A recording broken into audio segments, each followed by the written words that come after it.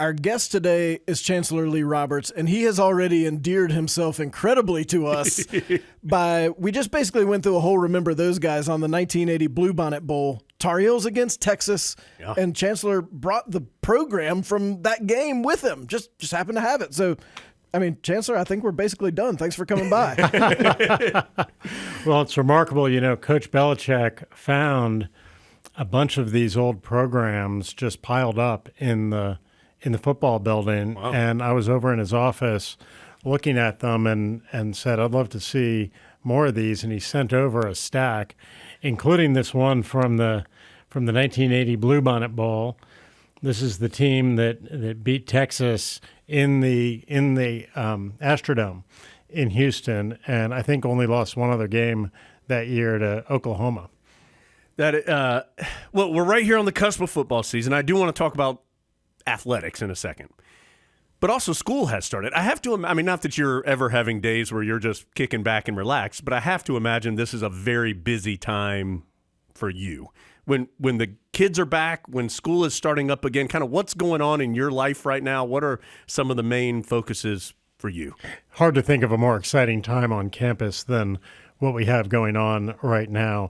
A lot of students back. This is actually the biggest freshman class we think we've ever had here at Carolina. 500 additional students.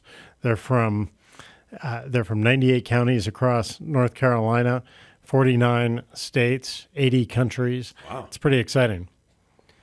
How have you kind of gotten in that rhythm of living in that sort of school year life?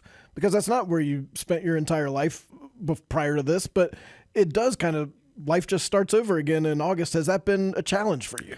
Well, it is a little bit different, but, you know, in South Building, we're probably a little bit less tied to the academic calendar maybe than some other parts of campus. Things stay pretty busy year-round.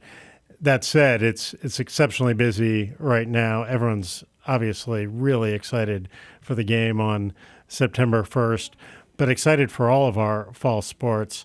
Was at the game on Sunday, the women's soccer home opener, the 5-0 shutout of Siena. Excited about that team to begin their national championship defense. Field hockey is always a lot of fun. Hoping to get to a volleyball game this week. It's always a great time on campus, and especially for Tar Heel athletics. What are a couple things right now that are important to you? What are some things that are on the top of your list right now that you're focusing on? With respect to athletics? Or just in general. So what we say consistently is we're talked about as one of the best public universities in America. What if people said, instead of calling Carolina one of the best universities in America, they said, look, when it comes to higher ed in the United States, there's Carolina and then there's everybody else. We're head and shoulders the number one public university in America. I think that's a reasonable aspiration for us, and we're focusing on getting there with a number of key priorities. Everything happening around artificial intelligence, which is a significant challenge for us and all of our peers. Would like to add an engineering capability. You know, no one thinks of us as an engineering school, but we actually have some really strong programs in biomedical, in data science, a few others that have very strong enrollment, very strong employer demand for those graduates. So given the workforce demand in North Carolina and more broadly, would like to expand those programs and add to those engineering programs. Would like to continue to grow our enrollment. Everyone who lives in North Carolina knows how fast our state is growing. Our university hasn't grown very much. Every year we enroll a decreasing percentage of North Carolina's high school graduates, and that's going to continue to drop as the state grows and we stay flat. So we'd like to grow over time. Our plan is to add 5,000 students over the next 10 years. Mm-hmm. And as I say, we've got 500 additional on campus in the incoming first-year class.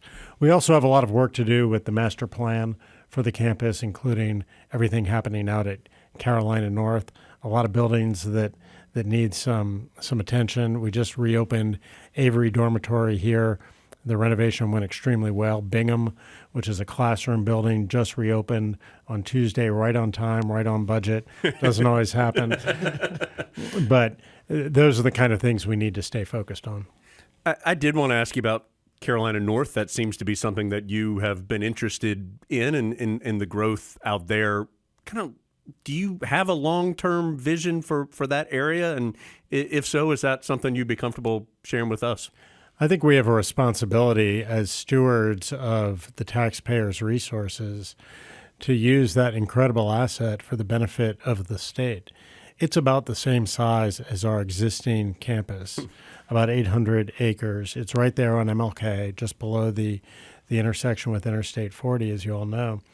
And over time, we think it can be a full-blown satellite campus, a live, work, play, research, study environment with lab space, classroom space, office space, certainly living space for our undergraduate and graduate students, and also more generally for the town of Chapel Hill.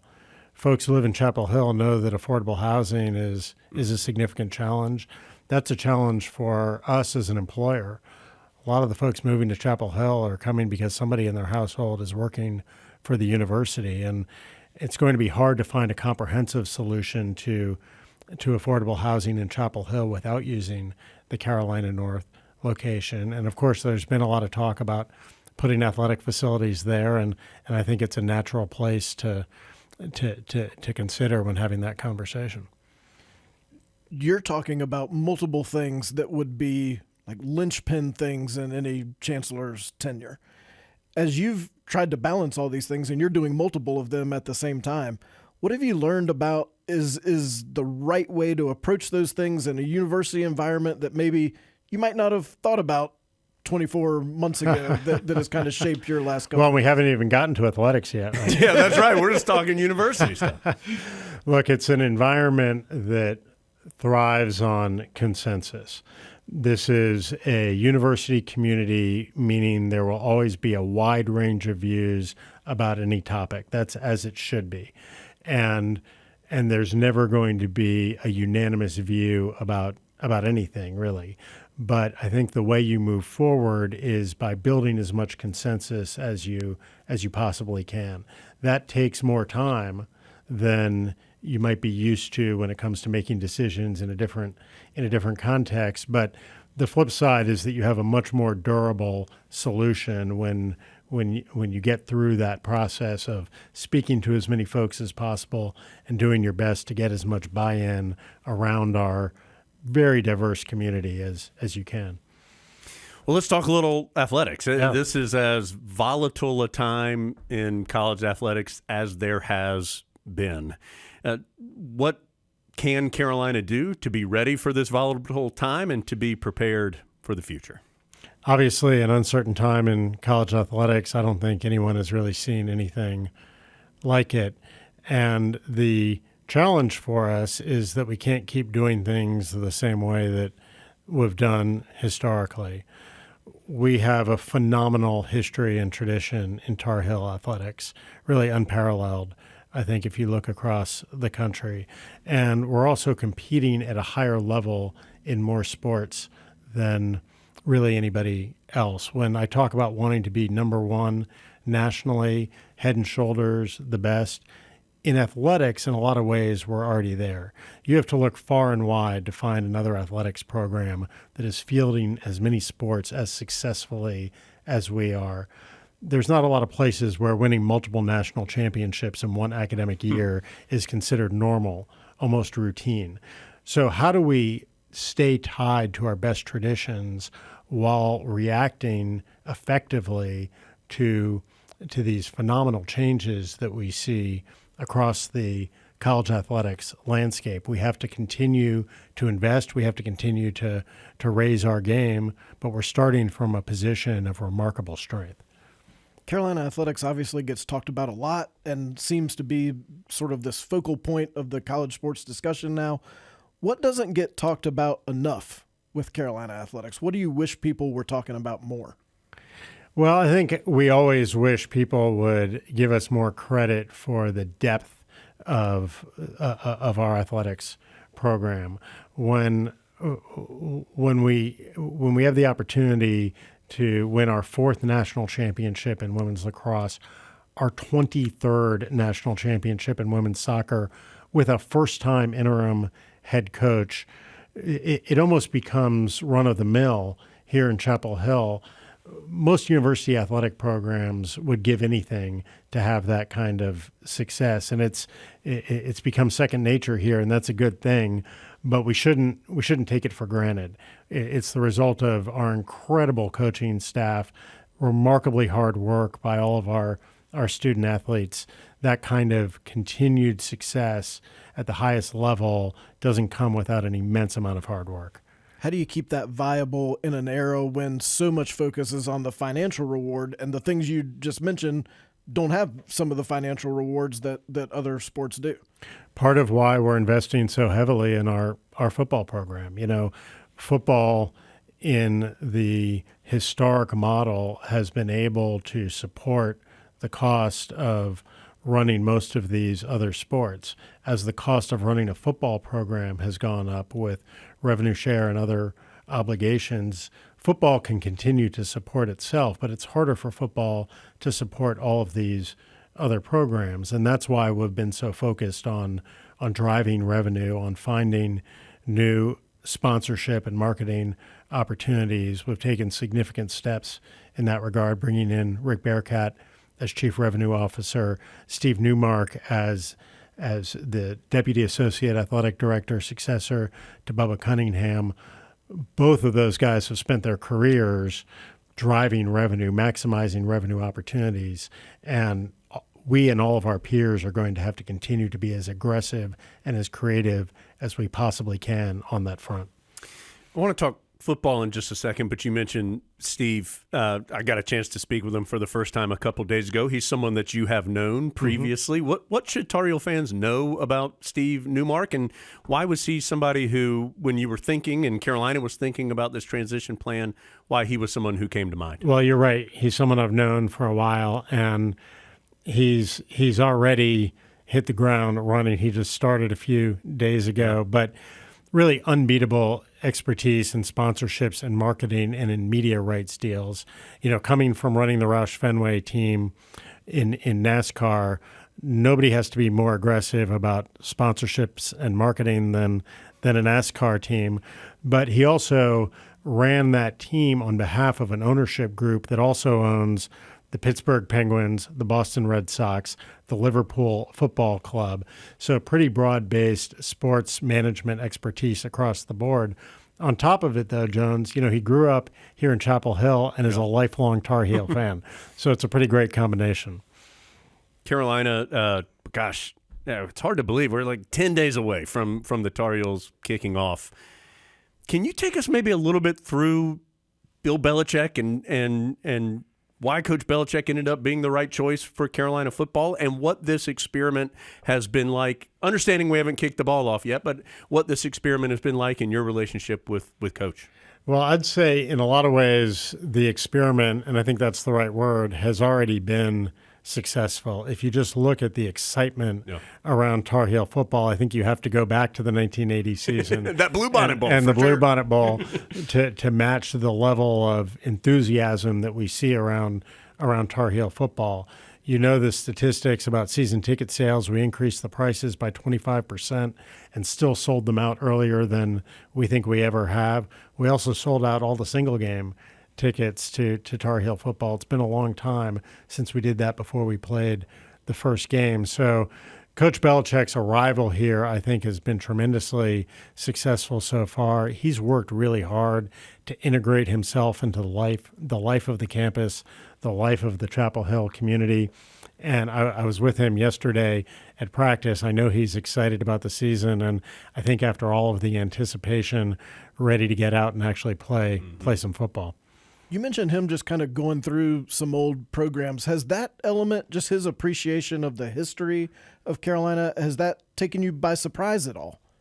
I really appreciate it, and I think everybody else does too. He has gone out of his way to reinvigorate the ties between the current program and its noble, proud history. We've been playing football here since 1888.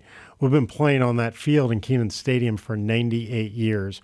Obviously, Coach Belichick's father coached here, and he cares a lot about the history of the game and the history of our program. He's found all kinds of memorabilia that was just in storage and put it back on display. He's got Charlie Justice's jersey on display in his office. All kinds of stuff that hadn't seen the light of day in years now being displayed around the football building.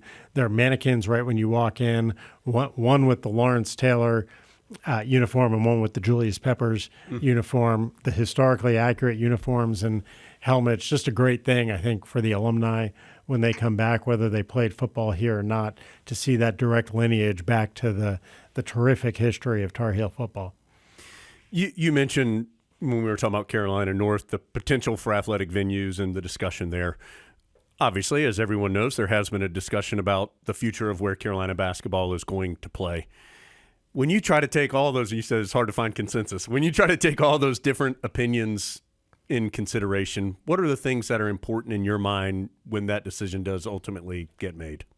If there's consensus available about any topic here on campus, that's not the one. It'd be hard to find one of them. And, you go back to when the Smith Center was built, and we've done this, looked at the old DTH articles. When the Smith Center was built, people thought it was like going to the moon.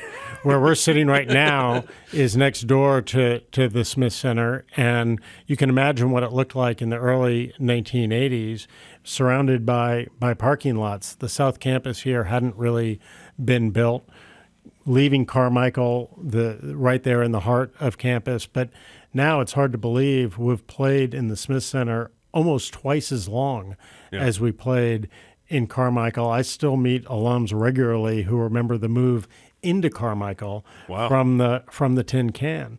So we have a responsibility to evaluate whether the Smith Center is the right long-term home for the next 50 years. And this discussion is really being forced upon us because to stay in the Smith Center, we have to spend an enormous amount of money, by which I mean $80 to $100 million just to fix the roof. Jeez. Y'all working there, that's not a 5 years from now decision. We have to put buckets out when it rains now. So before we spend that much money to fix the roof on a facility that's about to be 40 years old and has some other drawbacks compared to what you would see in a modern arena, let's step back and have the conversation about, should we just fix the roof? Should we try to do a comprehensive renovation of the existing facility, which would still have the constraints around ingress, egress, parking, the single concourse, the challenges everybody knows, no premium seating? Or do we build something new, and if so, where? That's not an inexpensive proposition, obviously, but we have a responsibility to make those decisions, those of us who are entrusted with leadership roles here at the university. In this case, what's going to be the home of Carolina basketball, hopefully for the next 50 years? What's the smartest decision we can make given all the considerations? We get a lot of feedback, as you might imagine. I bet. A lot of people have strong opinions on that one. What's the right timeline for that process? We haven't made any decisions, but would certainly like to make an announcement by the end of the year. I'm glad you're here because a couple really important issues that Jones and I have discussed on the pod before, as longtime pod listeners know. The thermostat in here is controlled somewhere else, and we have always speculated that the Chancellor's office has a button where, like, when you get mad at something Jones says, you're like, oh, we're going to raise it up a couple degrees over there. I can't even control the temperature in my own office. Look, there's some things even the Chancellor can't do, Adam. The building I work in, South Building, it's a beautiful historic building. It was built in 1798. We're putting a new roof on now. Nobody was thinking about HVAC in 1798. I can promise you that. Okay, so maybe that button's not in his office. I thought maybe that was something they showed you on your first day.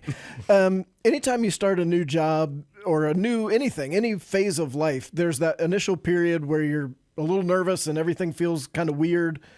Does this feel more normal? Does it feel more like home? Got to tell you, it's been about a year and a half now, just starting my fourth semester, so I guess that makes me a second semester sophomore. And I think that's about the time when you start to feel comfortable. Is sometime during your sophomore year, you start to feel like you've got things figured out. I don't think you ever have everything figured out in a role like this, but people have been so exceptionally warm and welcoming and hospitable, and that makes it a lot easier to get up to speed. The challenge is, we've got 44,000 students, faculty, and staff. You're never going to meet everybody, no matter how hard you try. So I try to spend an awful lot of time getting around campus, getting around the community, meeting as many folks as possible. But it's always going to be a fraction of the folks out there. What do you like to do, like when you do have a weekend or something? What do you like to do to just relax?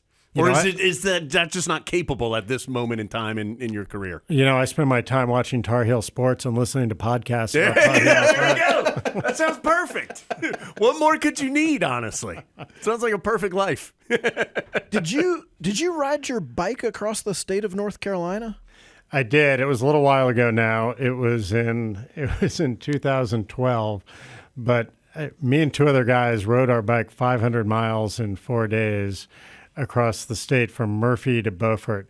I don't recommend this, by the way. Don't worry, I wasn't going to do it. 5 days would have made a little bit more sense, but 125 miles average per day. You're just racing sun up to sundown the whole time. But it was a lot of fun. Saw parts of the state you wouldn't otherwise see. Learned a lot about the state, in particular how wide it is. But I'm not sure I could do it right now. Why did you do that? It was really just, I should make clear, we did not do it for any benevolent reason. We didn't raise money for any particularly worthy cause. We just thought it was going to be a fun thing to do, and we trained for it. It required some training, and just decided to get it done. Guys, one day I can talk about this on a podcast with Right. two good-looking guys. It was good planning. That's why we should do this. What is next in your mind? And we'll get you. We've already kept you longer than we said we were going to, so thank you.